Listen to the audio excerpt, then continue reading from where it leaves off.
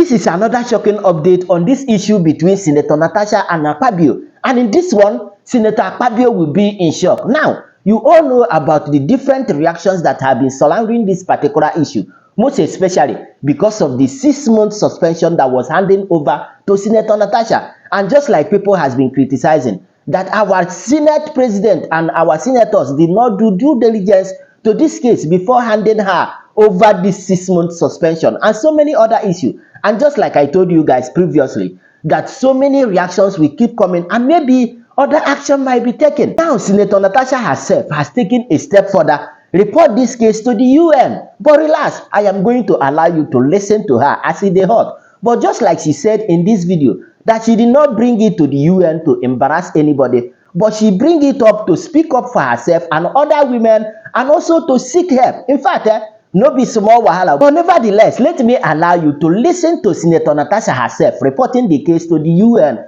But as you are listening, make sure you are clicking on that share button and also subscribe in case if you have never done so for more updates. And after that, I will be back. Let's go there. I come with a heavy heart from Nigeria, but first I'd like to apologize to Honorable Kafila Obara. I am not here to bring shame to our country. I'm here to seek help for the women of Nigeria.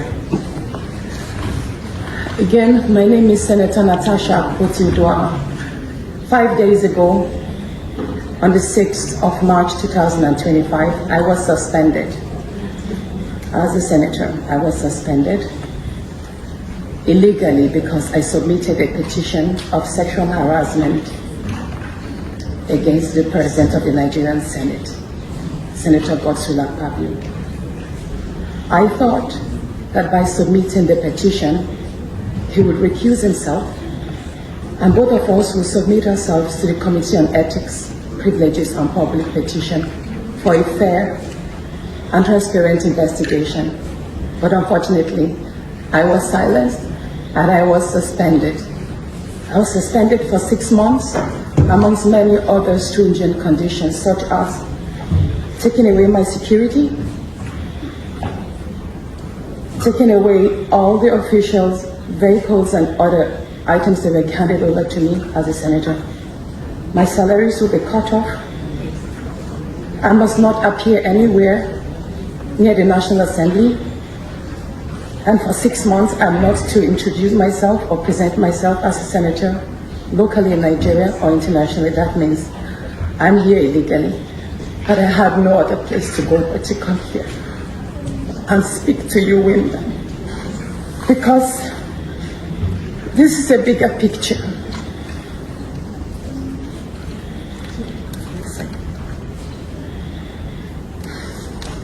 This is a bigger picture. It depicts the crisis of women political representation. My suspension is not just about me. It's about the systemic exclusion of women from political leadership in Nigeria. Women make up 3.6% of political offices. And in the Senate, it's just 2.8. We have 109 men and only 4 of us are women. So right now, it's 108 with only 3 women. This is a clear case of political victimization, punishment for speaking out against impunity, corruption, and gender-based violence. The United Nations Declaration 48-104 declares sexual harassment as a form of gender violence. The Senate's actions are an assault on democracy. I was elected by my constituents to represent them, yet a few powerful men have unilaterally decided to silence their voices by suspending me for 6 months. My call for an open and transparent investigation into harassment allegations have been met with hostility instead of accountability. If a female senator can be treated this way in the full view of the world, imagine what ordinary Nigerian women would go through every day in workplaces, in universities, and other aspects of our society. A culture of harassment and silencing must end. And this is not just a Nigerian issue, it's a global one. Women in politics, media, and businesses face threats intimidation and violence for simply demanding fairness. From sex for grades scandals in universities to harassment in workplaces and political spaces, Nigerian women have constantly been forced into silence.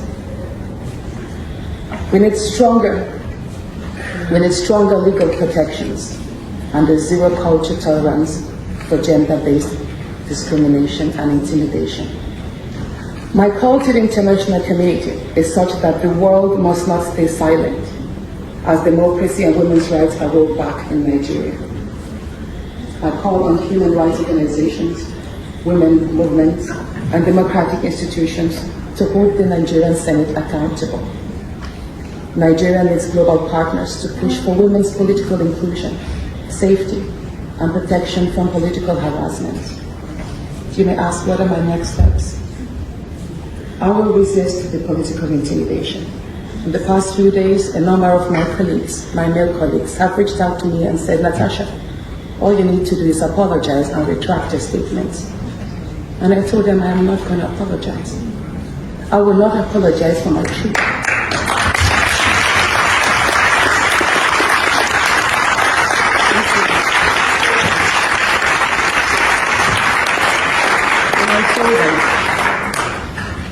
That I will stand the 6-month suspension, and the very first day I return, I will represent my petition on sexual harassment. And I will continue doing so until there is a fair and transparent investigation.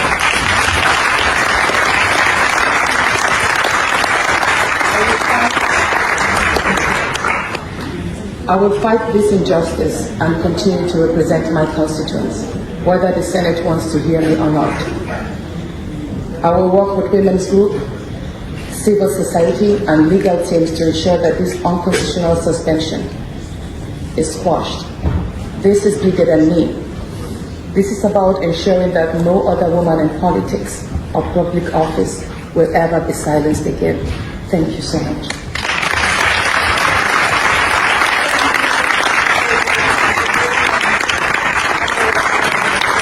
Our Senate President, Senator Akpabio, we are giving him ultimatum of 2 days, that is 48 hours, to reverse the suspension of Senator Natasha and stop the harassment from northern senators.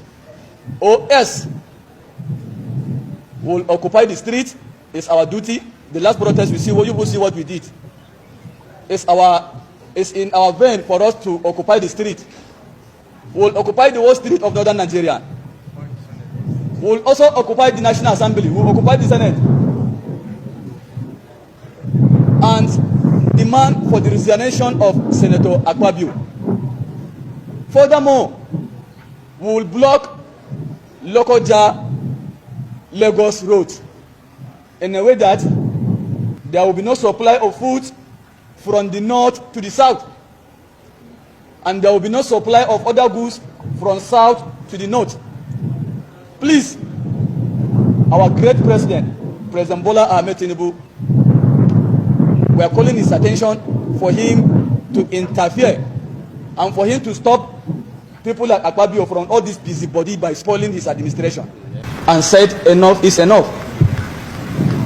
If you could remember, I think before the Senator Natasha Akpabio Sega, it was Abdul Ningi versus Akpabio. Then later on, Senator Ali Ndumi versus Akpabio. Now it is Senator Natasha versus Akpabio. Confirm. Now, what do you think? In as much as I don't like what is going on around this particular case, but I don't want to be sentimental about it. Not at all. All I want is let there be proper investigation on this particular matter so that anyone who is guilty should be fixed out and he or her should face the proper punishment for it. But nevertheless, let me allow you to share your own thought with me on the comment section. And of course, you know the vibe now. Click on that subscribe button, follow and share for more updates. Because like this, we move.